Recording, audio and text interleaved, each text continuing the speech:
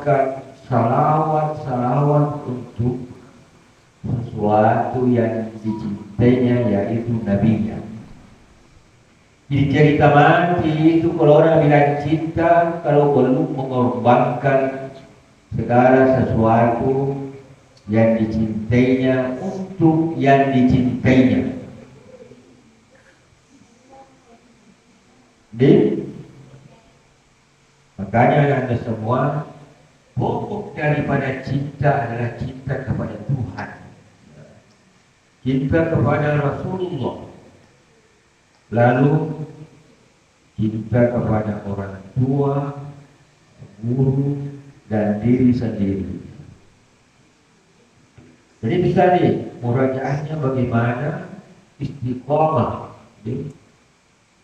membagi waktunya dengan baik. Makanya Anda harus menciptakan budaya dirinya sendiri. Jangan mengikuti budaya bersama. Kadang-kadang budaya bersama itu kompromi dalam kemalasan, atau kompromi di dalam ketentuan waktunya saja. Jam 11 berhenti semua. Mau sampai murajaahnya tidak berhenti semua. Karena kebersamaan. Tapi kalau komitmen kepada dirinya sendiri ingin menyelesaikan murajaahnya, walaupun temannya sudah berhenti, walaupun temannya sudah meninggalkan tempat, dia tetap murajaah. Bisa itu mengamati anak-anak semua. Kalau sudah jam 11, jalan. Apakah di situ ada pembina duduk atau susah duduk? Ya, jalan terus. Wah, 11 ini kayak rugi kalau dia mengaji melebihi jam 11. Inilah murajaah bukan untuk Tuhannya. Ada kewajiban di pondok, ada kewajiban di aktivitas di pondok.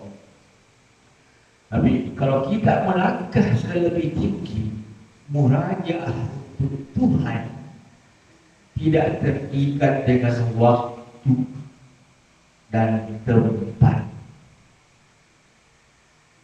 Kalau komitmen murajaah dan menghafal kita untuk Tuhan, kita tidak terikat dengan waktu dan tempat.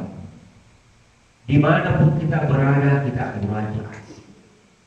Karena satu halaman itu paling berapa menit selesai.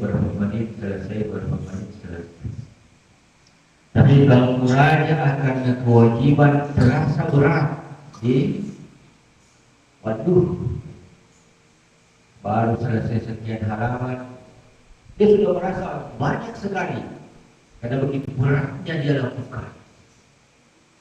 Tapi kalau orang murajaah karena cinta terhadap Tuhannya, ingin menjaga kalam-kalam Tuhannya, ingin menjaga amanah Tuhannya, pasti tidak terikat dengan waktu dan tempat. Inilah yang Anda harus bangun di dalam dirinya, komitmen itu. Jangan komitmen kebersamaan yang tidak menunjang kualitas. Jadi saya Tuhan Anda semua, hampir waktu semua di sini memikirkan kamu semua bagaimana supaya kamu mempunyai hafalan yang bagus. Makanya keresahan saya kalau saya melihat kamu bersantai-santai pada saat yang wajib, melihat kamu bersenda gurau pada saat yang wajib, di sini juga keresahan saya. Karena kamu bahagian dari amanah kami di sini. kamu semua dibawa seperti sini amanah dari orang tua semuanya untuk dijaga bagaimana bisa mengelapa dengan baik. Makanya ini tanggung jawab besar kami di pondok ini. Andai kita tidak merasa bahwa ini amanah, ya, terserah kami. Mau mengaji mau tidak terserah. Tapi karena kami menganggap ini amanah dari Tuhan lewat orang tua Ananda, maka kami berkewajiban untuk selalu menjaga Ananda semua, mengawal Ananda semua, mengarahkan Ananda semua, bahkan kadang dimarahi.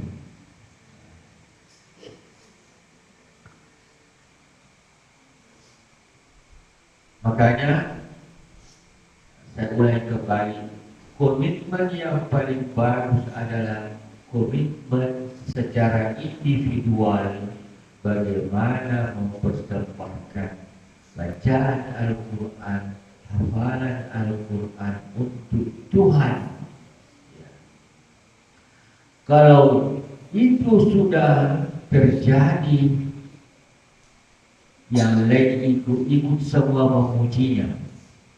Kalau kita sudah persembahkan yang terbaik untuk Tuhan, maka muncullah pujian-pujian dari mana saja. Itu pun pujian dari Tuhan lewat lidah-lidah manusia. Oh anu rajinnya, oh anu kuatnya mengaji, oh anu lancarnya hafalannya, anu enaknya mengaji. Itu pujian-pujian Tuhan lewat bibir-bibir manusia. Jadi itu bukan tujuan. Makanya Anda kalau ada yang memujimu, berarti itu adalah pujian Tuhanmu. Kalau betul-betul pujian itu yang kau lakukan sesuai dengan pujian itu. Jadi ada pujian yang tidak sesuai. Dan cantiknya ini padahal tidak cantik. Jadi, itu pujian yang tidak sesuai. Dan ternyata, aku pulang tidak pernah lepas di depan cermin. Betul katanya Tuhan cantik tak? Tapi sebenarnya ya, kecantikan itu relatif ya. Relatif. Sebagaimana salawatnya kita selalu bawa wa nurul absar, ya. Nur cahaya yang dari dalam itu wa iyaiha, memancarkan di wajah. Di walaupun hitam tapi hitam manis. Tidak ada bilang putih manis. Yang ada itu hitam manis. Walaupun tidak jaga menurut standar manusia, tapi pancaran wa nurul absariha sehingga menyenangkan bila dipandang, tidak membosankan. Jadi ada cantik tapi membosankan, dipandang 2 kali 3 kali membosankan. Tapi kalau wa nuril absariha wa diyaiha itu tidak membosankan. Ini adalah yang harus pahami dengan baik. Jadi selalu saya sampaikan bahwa ada sesuatu yang kita harus pahami wilayahnya akal, dan yang harus kita pahami wilayahnya keyakinan. Jadi semua hal-hal yang tidak nampak itu wilayahnya keyakinan. Seperti wanuril absariha, yang mana itu wanuril absariha, nur cahaya yang besar, tidak bisa dipikirkan, hanya bisa diyakini. Wadiyaiha juga tidak bisa dipikirkan, tapi bisa diyakini. Jadi itu adalah karena wilayah akal itu ada wilayah jasadiyah, Ya, wilayah yang nampak. Tapi wilayah keyakinan adalah wilayah yang tidak nampak. Saya kasih contoh, rukun iman itu berapa? Nah, beriman kepada Allah. Nampak ke Allah? Tidak, tapi diyakini. Ada. Beriman kepada Rasul, beriman kepada malaikat. Nampak ke malaikat? Ada ke malaikat? Bisa lihat malaikat? Nah itu wilayahnya keyakinan. Di semua yang persoalan goib itu wilayahnya keyakinan. Stresku itu kalau kau pikirkan mana malaikat itu? Mana? Ini malaikat di sini. Malaikat Rakib,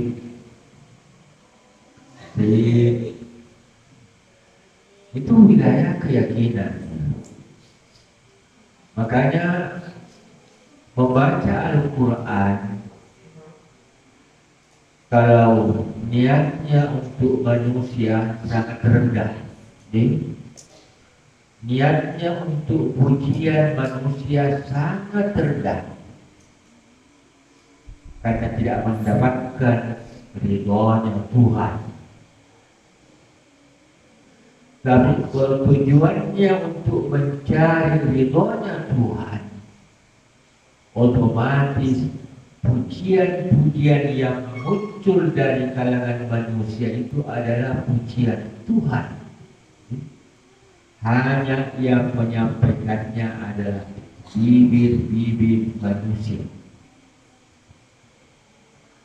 Inilah Anda harus pahami dengan baik. Makanya inilah yang selalu kita proses ya.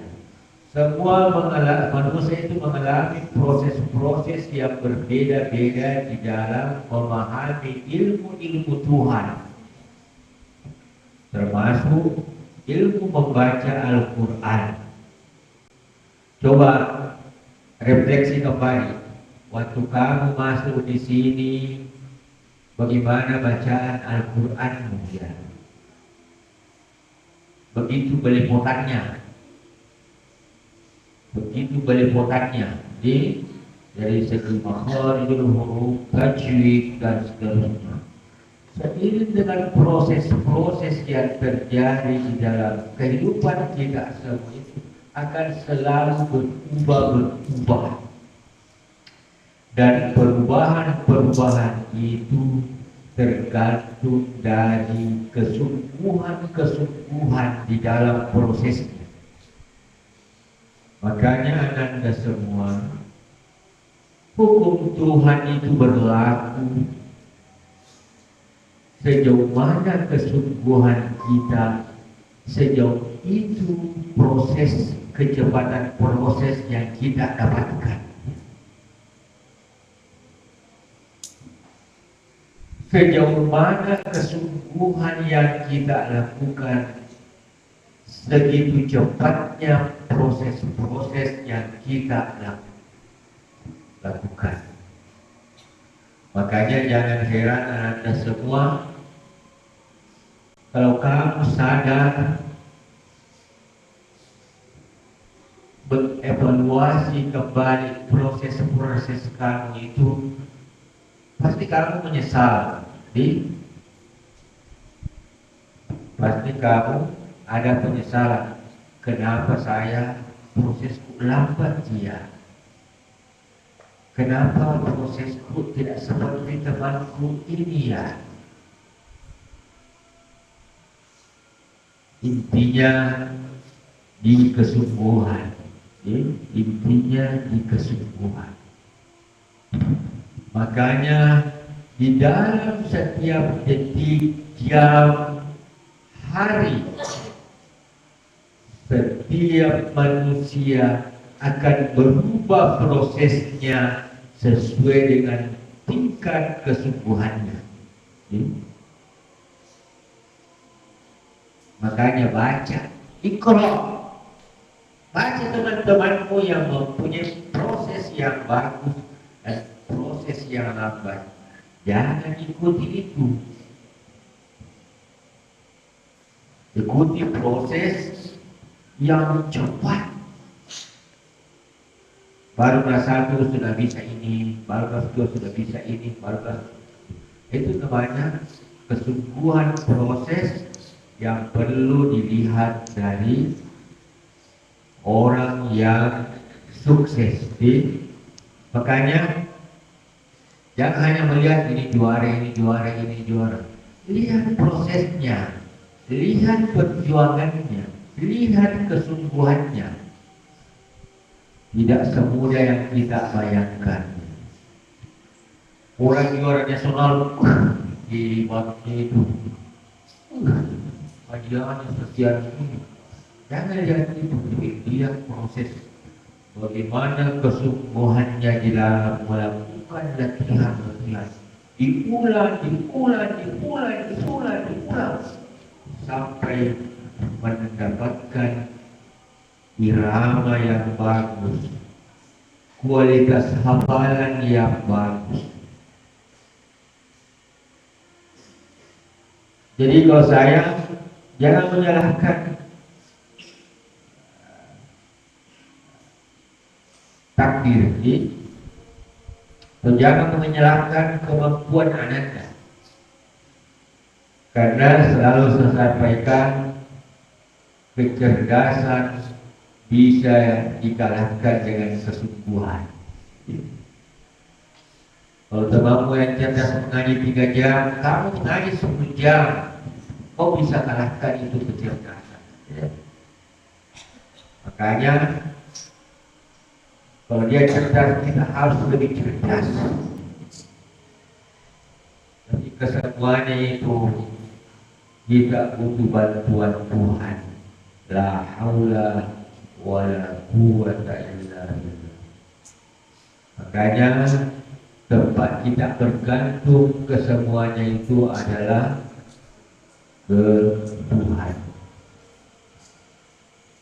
Inilah tanda yang harus selalu evaluasi dirinya,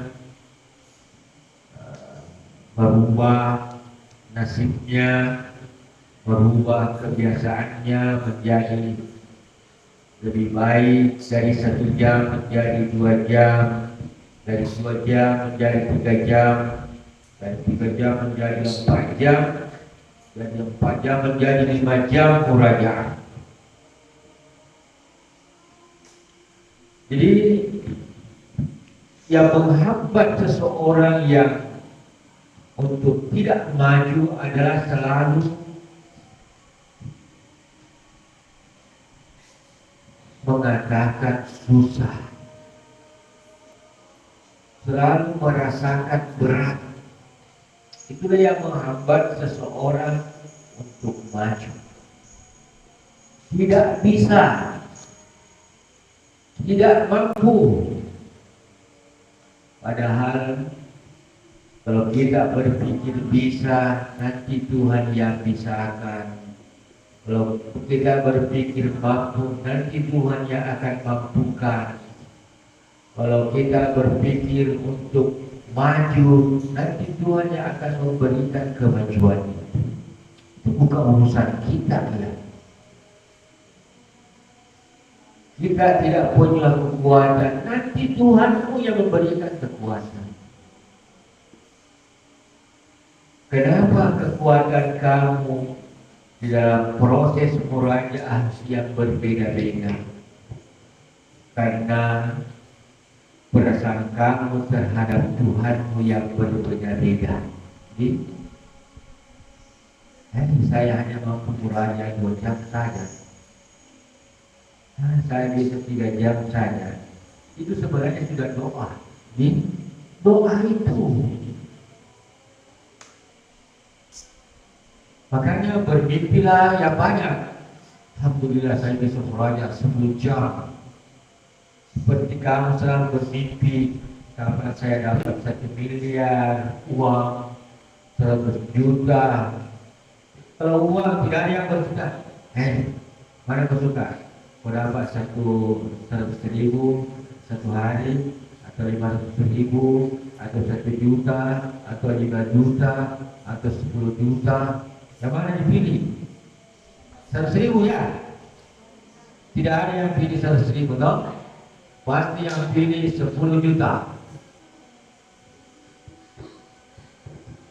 Ya, pasti itu.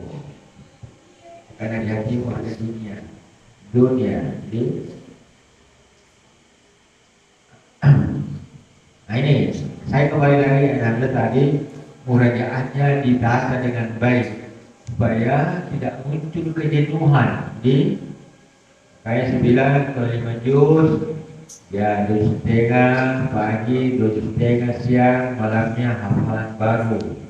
Itu diatur baik-baik, dikomitmen dalam diri.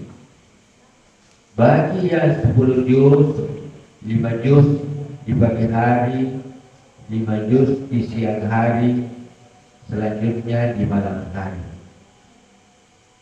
Bagi yang sudah 20 juz, ya pagi hari 10 juz, siang hari 10 juz, selanjutnya hafalan baru.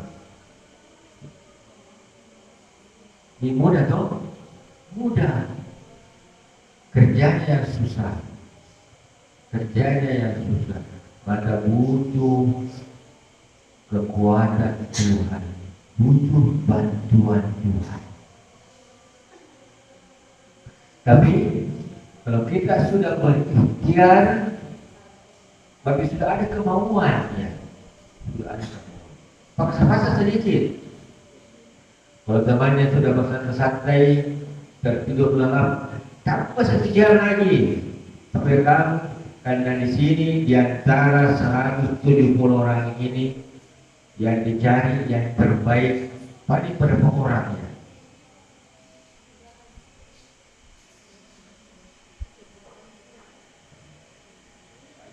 Berapa orang? Tapi kalau diakumulasikan lagi dengan manusia-manusia di luar sana, pastikan lagi yang lain menjadi terbaik. Diakumulasikan lagi dengan masyarakat, kamu lebih terbaik. Jadi nanti suatu saat nanti Ananda akan merasakan ilmunya betul-betul berkah dan bermanfaat pada saat sudah berinteraksi di tengah-tengah masyarakat. Dan pasti Ananda akan menjadi yang bermanfaat.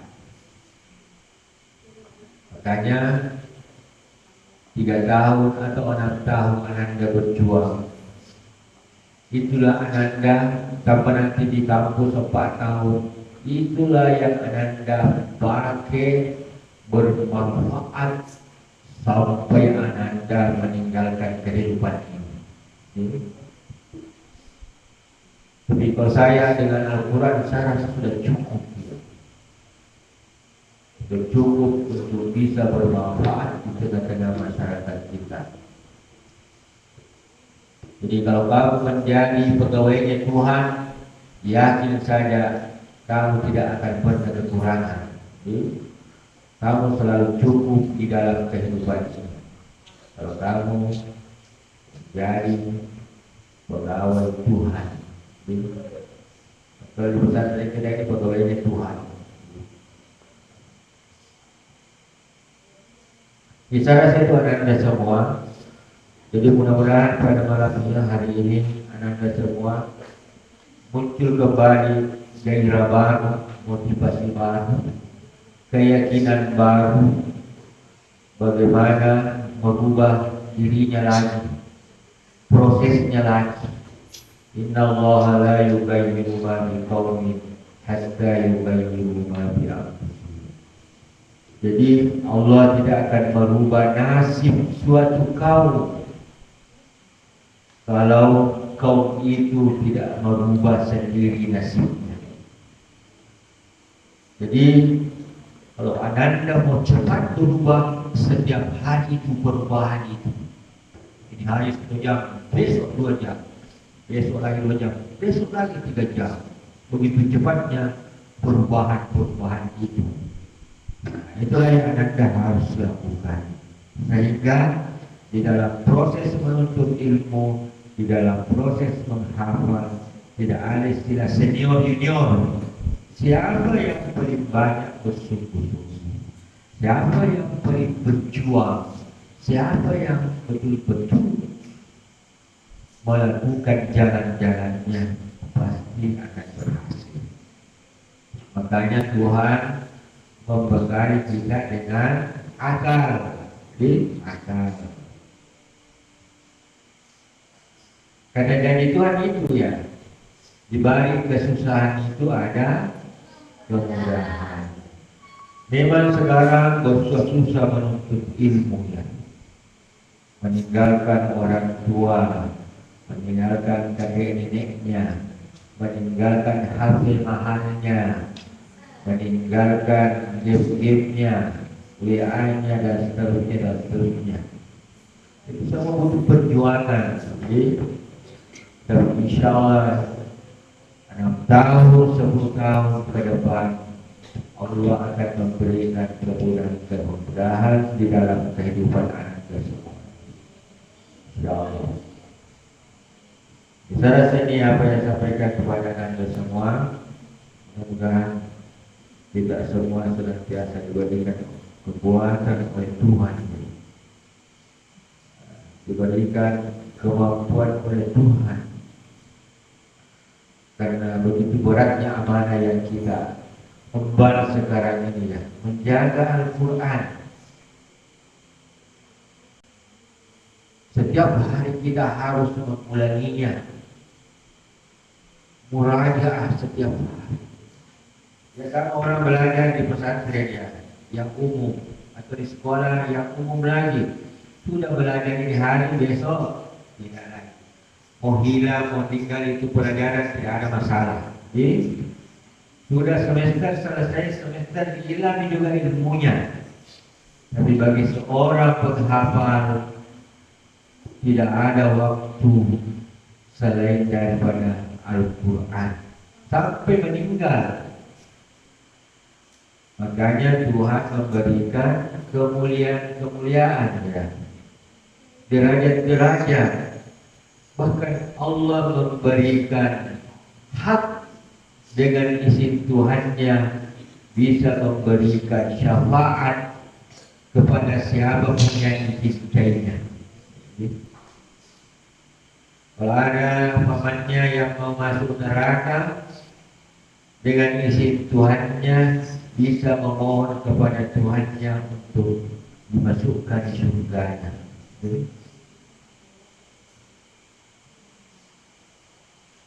Jadi menurut riwayat 7 turunan, ada 7 orang yang Allah itu hak prerogatifnya Tuhan.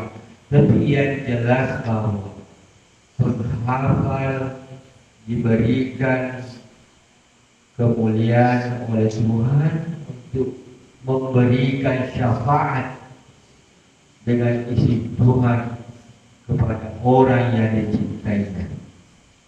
Kalau dia mencinta orang tuanya masuk neraka, dia bisa memasukkan ke surga Tuhan. Makanya itulah kemuliaan-kemuliaan yang diberikan kepada penghafal Al-Quran, penjaga Al-Quran. Karena memang tidak ada istirahatnya, tidak ada istirahatnya. Makanya tidak ada libur, yang ada itu perbulangan. Yang ada perbulangan. Dan saya sampaikan, semua santri itu punya hak pulang selama 3 bulan. Punya hak perpulangan selama 3 bulan. Tapi tidak ada perpulangan secara bersama. Kenapa? Karena pasti kamu selalu baru kontek di mana pokok, di apa kerja sekarang, lagi ketemu dan seterusnya. Maka tidak ada perpulangan kebersamaan, tapi ada haknya untuk pulang ketemu orang tuanya. Tapi kalau sudah datang orang tuanya tidak perlu lagi pulang. Karena bagi seorang penuntut ilmu ya, pulang itu kerugian. Karena pasti santri yang selalu pulang berbeda kualitasnya dengan santri yang tidak pernah pulang, baik dari segi ilmu maupun berkah yang lain. Berbeda. Ini Anda harus pahami dengan baik. Saya rasa itu apa yang saya sampaikan kepada Anda semua. Mudah-mudahan ada sedikit niat di dalam hatinya ingin berubah, ingin memperbaiki murajaah, ingin memperbaiki kualitas hafalan, ingin menambah hafalan, sehingga bisikan-bisikan itu didengar oleh Tuhannya. Kalau tidak ada bisikan-bisikan seperti itu, harus dimunculkan khususnya di dalam perbuatan. Jadi Anda semua jangan pernah bosan, jangan pernah jenuh, terus bangkit, jatuh bangkit, harus terus. Pada saatnya nanti insya Allah akan memberikan kesejukan pada saat membaca Al-Quran. Pada saat membaca Al-Quran muncul ketenangan hati. Kalau sekarang, kalau mengaji muncul keresahan. Waduh baru jam 10, waduh baru jam sekian, waduh itu mengaji itu resah. Ini yang kita cari, bagaimana kita mengaji merasa tenang, damai, merasa sejuk, lapar tidak terasa, waktu tidak terasa. Mengaji seperti inilah yang dicita-citakan semua manusia. 3 jam tidak terasa waktunya murajaah. 4 jam tidak terasa waktunya murajaah. Makanya Anda semua kalau disampaikan itu yang juara 30 juz, kemarin murajaahnya 10 juz. Karena kamu berpikir ukuranmu, wah tersiksanya itu 10 juz, tapi ukuran yang melakukannya begitu bahagianya dan tenangnya melakukannya. Sehingga kemarin di nasional tidak pernah ada bandnya dan mendapatkan juara 2 30 juz tingkat nasional. Itulah hasil perjuangan. Itu bersaudara. Itu saya punya guru orang tuanya. Kakaknya juara 3 tafsir bahasa Arab, adiknya juara 2 30 juz. Makanya saya juga bermimpi Anda semua bisa seperti itu. Khususnya ada juga anak saya Sumaiyah dan Izzatul Hamzah bisa juara 30 juz, Sumaiyah juara 20 juz. Itu mimpi saya. Dan itu yang saya inginkan Anda semuanya. Jadi mimpi itu terus ada.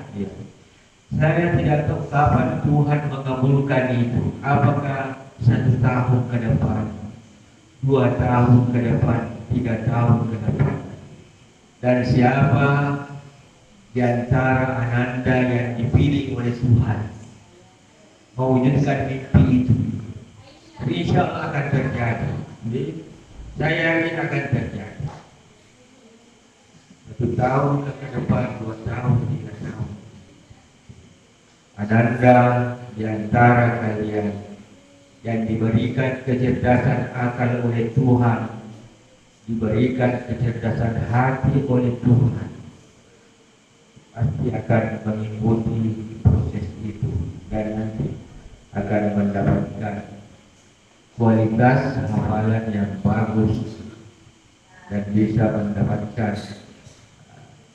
sebagai orang-orang yang terbaik ya di antara hamba-hamba Tuhan. Saudara ini Anda saya sampaikan, berjalanlah dengan kesadaran. Karena ada manusia yang berjalan, berpikir, tapi kesadarannya tidak berjalan. Jadi, beda itu. Kalau ada santri yang bercerita pada saat yang wajib, itu tidak sadar itu. Tapi bisa melihat, bisa berbicara, bisa berpikir, tapi tidak sadar. Karena pada waktu itu mestinya dia mengaji, tapi dia bercerita.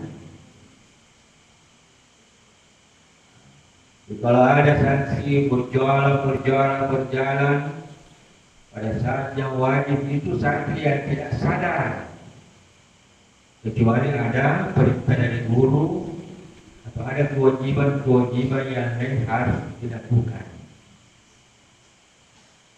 Kalau ada santri melakukan pembersihan di asrama ya, mestinya dilakukan 10 menit, tapi dia lakukan 2 jam. Itu santri yang tidak sadar. Banyak seperti itu. Jadi, mestinya dia lakukan pekerjaan itu 10 menit, tapi dia lakukan 2 jam. Dia menganggap dirinya beruntung, tapi sebenarnya dia rugi. Banyak itu. Jadi dia melakukan apa ya? Melakukan sesuatu yang halal pada saat itu, tapi sebenarnya rugi. Dia menyelipkan di situ, kemalasannya di situ.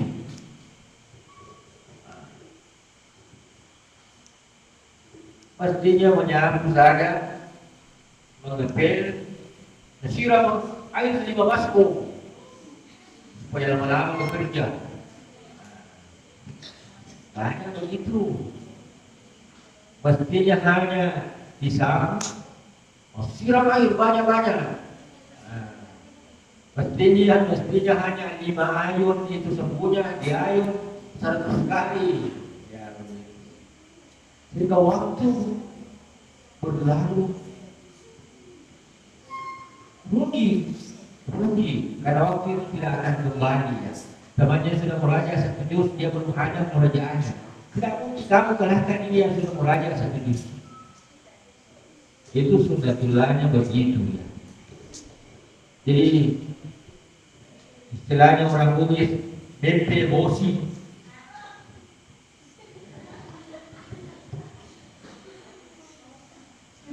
Mimpi bosi.